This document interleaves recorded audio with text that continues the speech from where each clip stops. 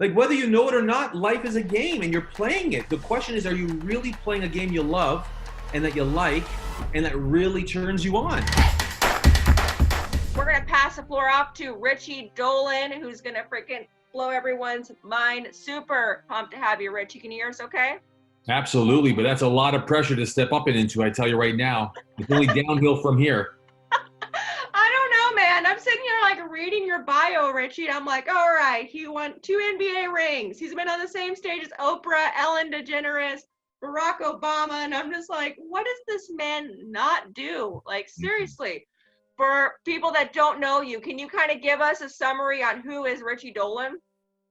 Well, I think what's best for everyone to know is I'm just really committed to helping people realize and live their gift. It's my calling to really have people live lit. I mean, lit up. And so that's like who I am. In terms of professionally, I was trained in the merchant banking business over 25 years ago. And because I wear night creams and exfoliate, I still look this good.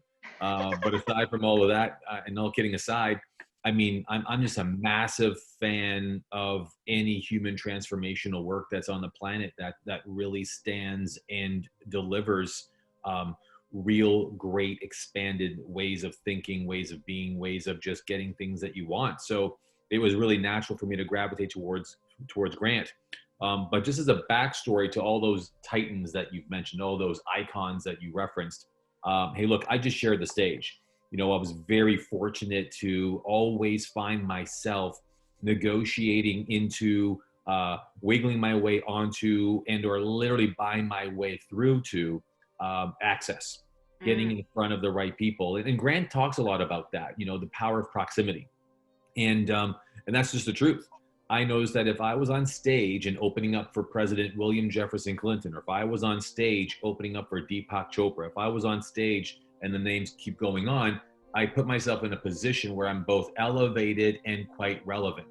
And so you can really empower the listening of a room of you, given that position in the room. But more importantly, you really, in fact, elevate your own game. And so all I really became a fan of at the age of 45 to this day is just a really big fan of playing big games, you know, really big games. I wonder if I can get into that room, you know, or I wonder if I could pull that off.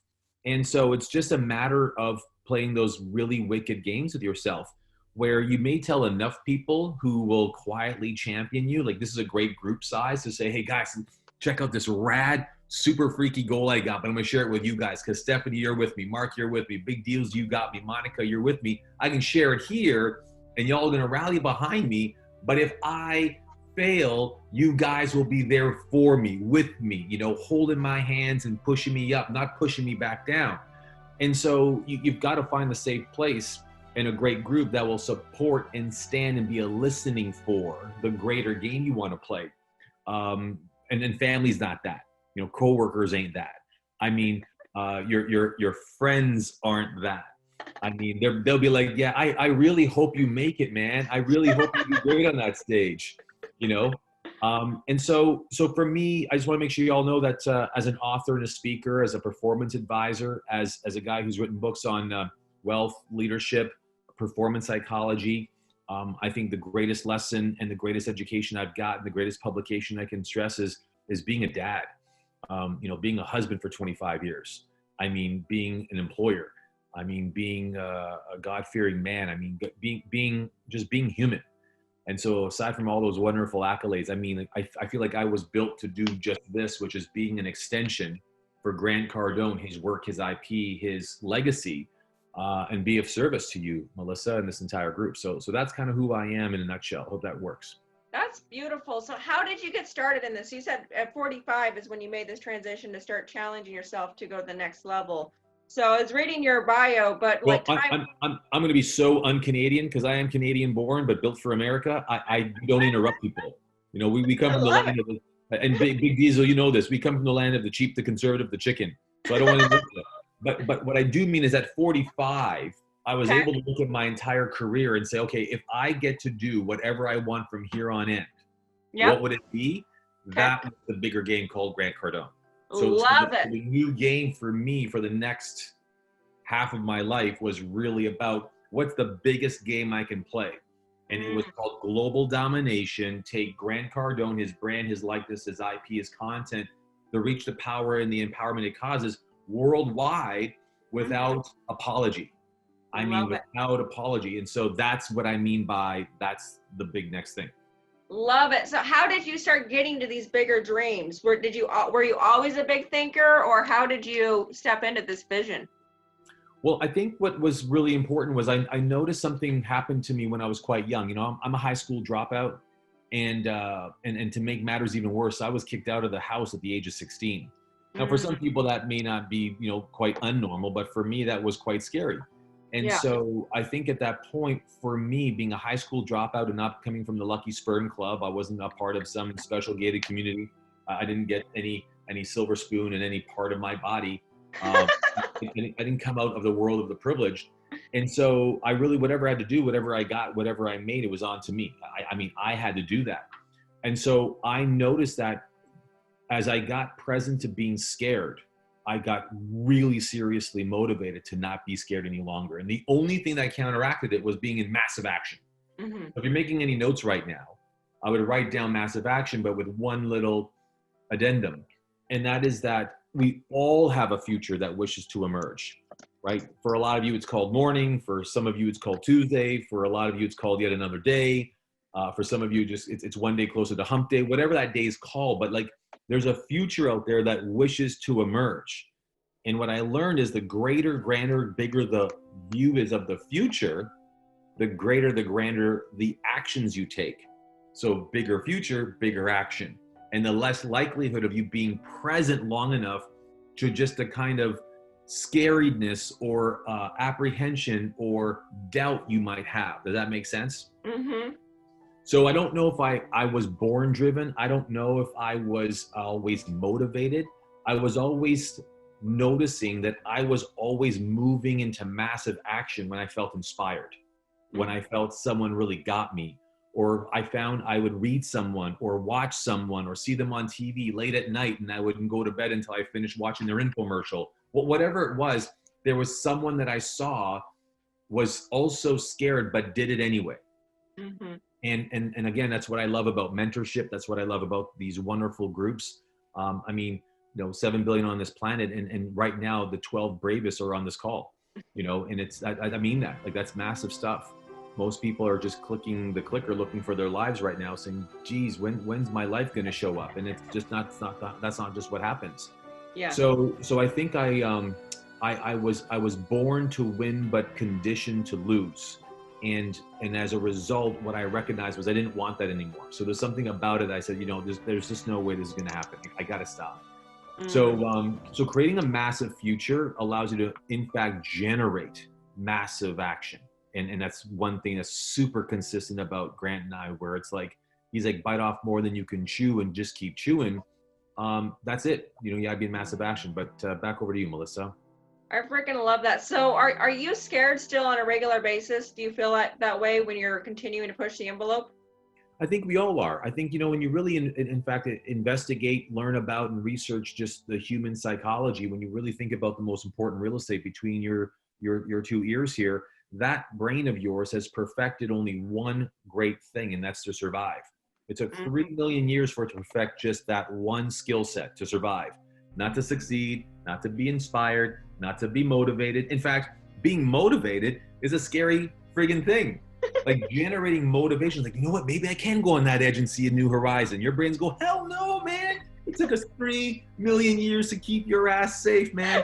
Put your ass down. Don't go near the edge. Back up, put the book down. You can buy them, don't read them. And whatever you do, certainly don't think 10 times. Think one time. One time is good enough, man. One time keeps our people alive and safe and well-fed. And I think there's nothing wrong with a straw roof and running water down by the river. There's nothing wrong with it.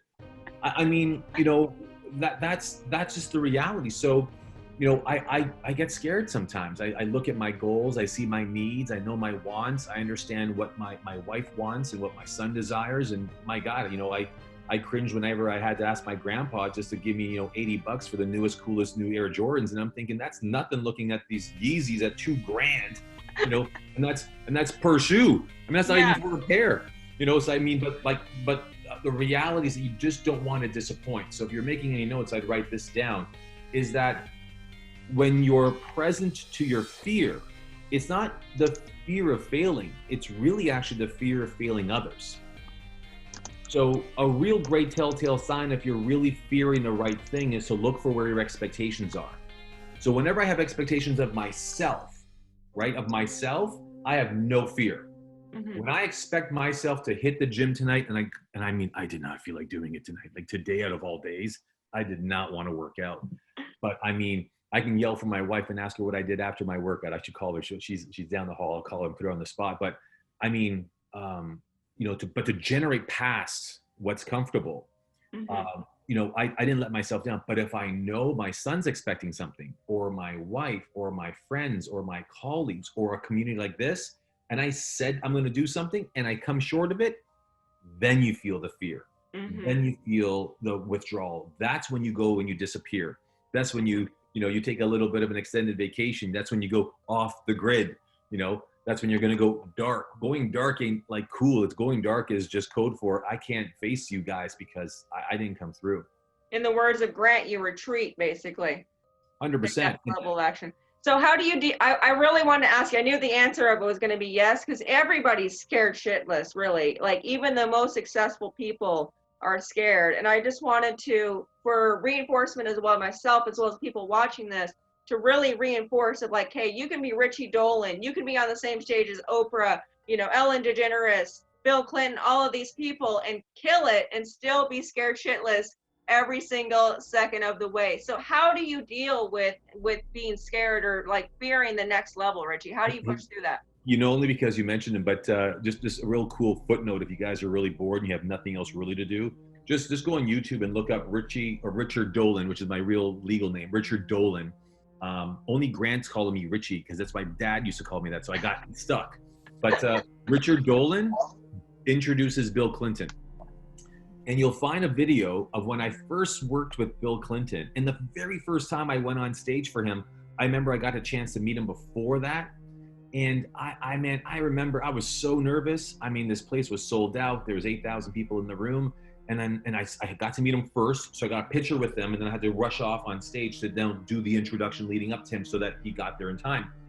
And I said, Mr. President, I just want you to know this is a real honor. And I'm so scared. I am shitting my pants. I swear to you, I should change my pants right now. And Mr. Dolan, there's absolutely no reason why you need to be nervous. Now, I thought that was cool. So he goes up on stage and he actually says something about it. So I won't tell you what it was. So I'll let you go watch it on YouTube. But what he did on stage was he actually recounted the admission I made. And I remember being shut down by the White House, their security, to say, we can't approve you to get an endorsement by Clinton, because that's what I was after. But what he ended up doing was giving me more and a greater endorsement as a result of having admitted how vulnerable I felt. Wow. So it was a very counterintuitive thing. So if you're making any notes, I'd write that down, that just sometimes fear allows you to actually project and or produce something that comes up counterintuitively. And again, that's what I love about 10X. That's what I love about it. It's like, you know what, think big and do it anyways and watch what shows up. You'll be amazed that as much as you embrace it, what really shows up. So as far as you keep citing these names, you got to understand that every time I put myself out there to get myself on a stage, I'll say, let me see if I can do this. Let me see if I can pull this off. So it was just a game. For a lot of people, it could be about listings. It could be about coaching a number of people. It could be getting your work produced, Big Diesel. It could be about any of the games that you're playing. But at the end of the day, life is a game. Life is a game, and you're actually playing the game whether you know it or not. Like whether you know it or not, life is a game, and you're playing it. The question is, are you really playing a game you love and that you like and that really turns you on? And chances are quite high that you're not. So you're playing a game by default.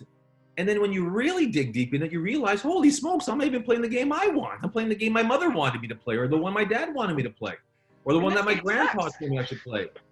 So when you start to realize that you get to play the game you want by design, then you get to start saying, hey, well, if I get to play the game I want, then why don't I make up the rules? Like, why don't I start making up the rules? And why don't I just start playing by the game that I won and the rules that I know that I made up so I can set myself up to really win this game? The problem is, I think what people are really afraid of isn't failure, but succeeding. I think what really scares the crap out of a lot of people is like, well, what happens if I really do knock this out of the park? Right? Now what? Yeah. So let me just say something, because you just gave me a huge gift just now. I've never experienced this in my life, ever. But I'm gonna give you something, because you just gave it to me. I just realized the reason why I did that talk, and I think you just got thanks, Big Diesel, you got the little YouTube clip. That was my first time introducing a very powerful speaker. But I'm gonna say this slowly. Once a baseball player walks up to the plate and hits an absolute home run and gets a grand slam, they never again walk to the plate the same as they did before. Y'all get that? Just thumbs up.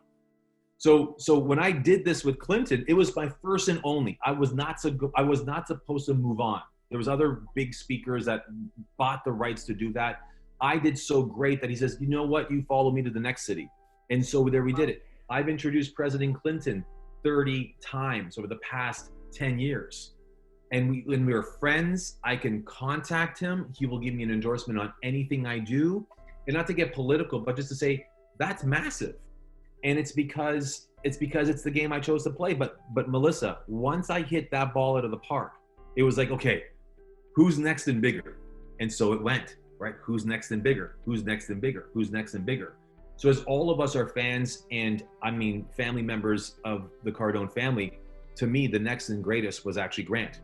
So beyond Obama and beyond, first ladies, they're all wonderful people, but who of them all is here right now with us all really wanting to elevate and transform the standards of success for every human being that reads and devours their stuff?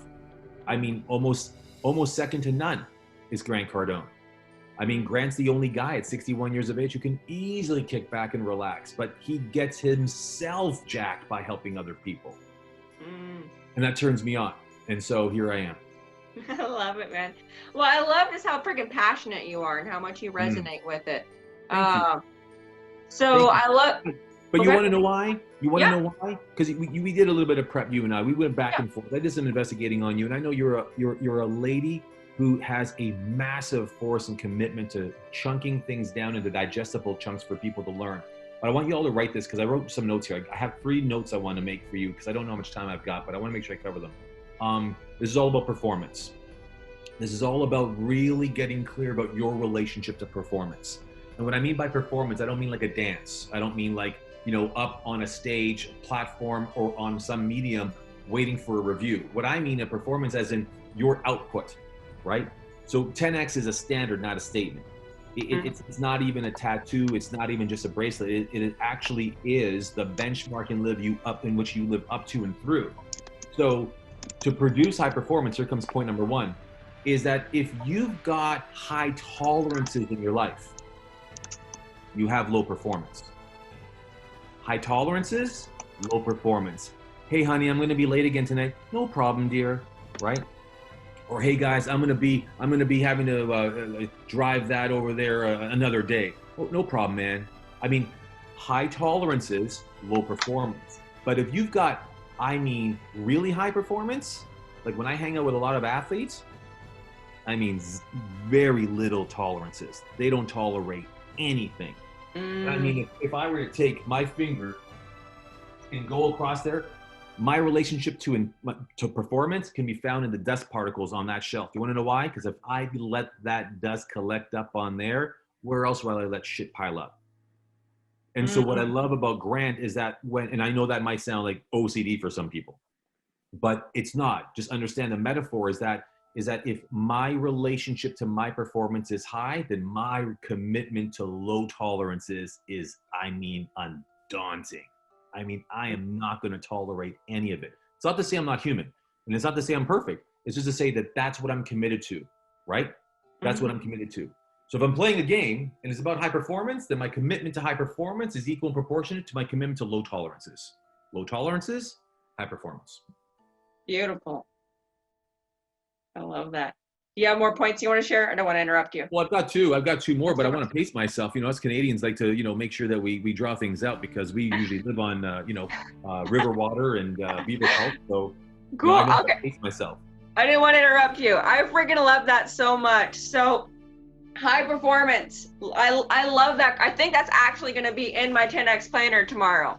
If you have a high tolerance in your life, you have low performance. How do you I say this, knowing balance is like a curse word in the 10X community. How do you balance that with, being overly aggressive, or how do you lay expectations and standards so that you're not having to be overly tolerant and you can have those high standards? Well, because that's actually a very good segue to the second point I was going to make. And I was coaching some clients just this morning, a family-run business, 4 brothers, 1 father, and they're having a massive meltdown. I mean, this is a huge company, and it comes down to this beautiful man who's built this incredible legacy, and he's got 4 sons, and they're not getting along at all. They're just not getting along. And when I asked the question, well, what's the challenge here, do you think? If we got to the source, if we get to the source of the problem, what would it be? They all began to say one by one that they need to learn how to communicate. So one says communication, one says communication, the other says communication. So something's to be said. And I said, well, the conversation's really, truly just a non-moot point if there's no commitment to making it work. So in other words, the point is that a conversation means nothing unless the commitment levels are high. If the commitment levels are not high, a conversation means nothing. So to say that in a very animated way, if you ever watch any sport of any kind, and especially a team sport, you'll notice that you'll see very little coddling on the sidelines of fellow players when they miss a play or they get something wrong. Say, hey man, it's okay, Monica, you missed it. Better luck next time. Or hey Melissa, can you quickly huddle here with me? I don't want to step on your toes. I just want you to know that, remember that playbook that we were studying? You got that wrong. You went left when you were supposed to go right. Can we just tweak that a little bit? And Stephanie, if you just come on over here, you're a little slow. So could you just kind of maybe bring it up a notch, because we have the pennant at stake right now. Y'all get what I'm trying to say? Just thumbs up. So you've got to just know to talk straight. So you're right. There is no such thing as balance, Melissa. Balance is this mirage that somehow there's a harmony out there that you should be achieving, when it's just not true. Let nature worry about that. Let the universe do what it's got to do. Let balance, and as the phenomenon it is, let that be out there. You're just a force, right? You're a force, and you've got to learn and be comfortable with cutting through all of those things. The stories, the optics, the illusions that somehow you're supposed to make it all work. Yeah, everything works when you work it. Mm-hmm. Everything. But the reality is that people aren't committed to making it work. They're more committed to the stories they've got about shit that doesn't work than they are, in fact, committed to making it work. They'll make up all kinds of stories. And then they'll tell friends about it, and then they can't. It's almost like they're doing a rally. They want the vote. They want to get it passed by law. Like, this was the story. This is the reason. This is the narrative. When it's not, everything works when you work it. So that was the third point. But it's going to come with a bonus, and here it comes. If you really, really get it, and I love what you do, Melissa, and what you stand for, because here's what you really empower these folks to do, and I love that. I love your little community. I like to come back here if you guys are willing to let me come back here and yell at you some more. But here's what I love, is the fact that if everything works when you work it, you've got to know that, well, what are you working? And here it comes. You are the source of the result. When most people try to chase results, like it's somehow out there somewhere, right? It's not out there somewhere. You're the source of the result. I didn't go to the gym. I am the gym. I am the workout. I brought it. It's almost like, have you ever gone to a party with people that you don't like, or with family that you can't stand? And you're like, you know what? If it's going to be, it'll be up to me. If it's going to be, it'll be up to me. So I'm going to bring it. And I don't mean about getting, having a few drinks or trying to get your groove on. I mean, without a single drop of liquor or intoxication of any kind, you just go and you bring it. Hey guys, so how are you? How are the kids? How are things? How's work? Just generate it. Why? Because everything works when you work it. And if I'm going to chase a good time, I'm never going to get it. Because chasing a result is like chasing an expectation. And whenever there's an expectation, it is immediately followed by disappointment. Immediately. So how do you leave that to be up to you then, if you're not allowed to have an expectation of what it would look like? How do you use this in your life? I guess the better question. Well, in our recent mentoring program, we've been talking a lot about goals and targets. And target, to me, when you take it out of context, you're either on target or off target, right? Like a plane when it takes off to go to a destination. I mean, half the time it's off course, but it's always on target. It's not like we landed in Colorado and we really meant to be in Hawaii. It doesn't ever really do that unless there's an emergency. It is always on target, but from time to time it'll fly off course to avoid turbulence and bad weather, etc. So the reality is that you want to make sure that what's governing you is a architecture, an environment that has you have a powerful relationship with massive action. All you are is action. The world doesn't care what you intend. It doesn't care what you think. It doesn't care what you know. It doesn't care where you've been. It doesn't care what you hope for, what you wish for, what you dream of. All the world cares about is when you act. That's all it has a listening of us. Even if we didn't do this tonight, even if this conversation didn't happen, the world wouldn't even know you're in action. How would it know?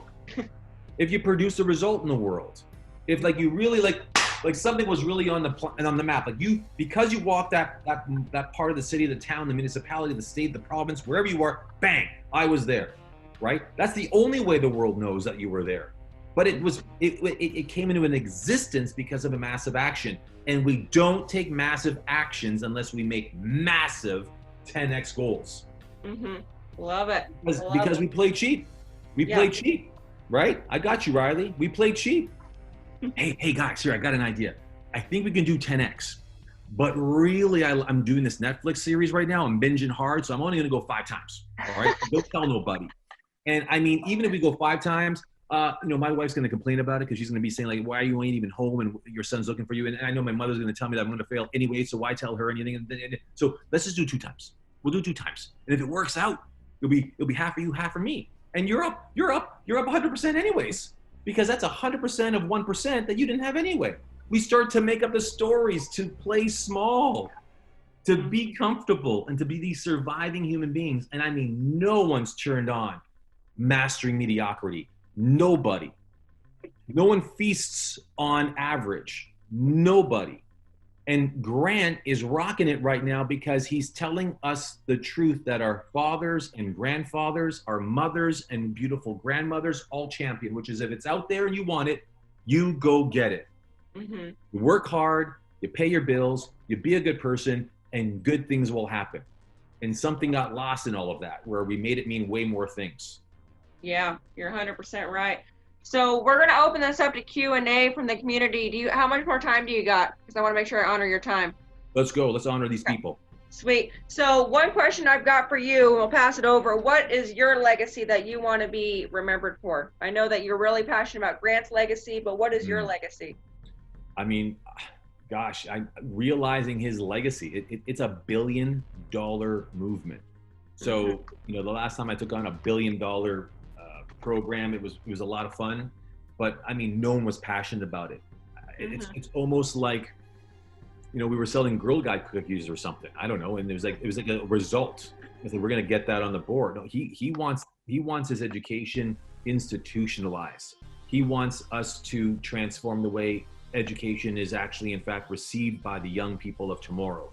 He wants to see our work in the world of, recovering addicts, in the world of women, in the world of the underprivileged, in the world of the weak, in the world of the wanting. I mean, he wants to make sure that we give what we've got to everybody. So it's not just $1 billion of value, it's $7 billion to go and serve. Love it. We're going to work backwards from there. So when something that big, remember I told you guys, right? Big, massive future, what does it do? Right? It calls you up, right? This is it. It's game time. So it's like, I got it, right? I'm going to be on this planet for another 50 years. And so, I'll give 50 years to this. So that's my legacy, is realizing his. Love it. And I can't alter or modify that view in any way. I can't see it.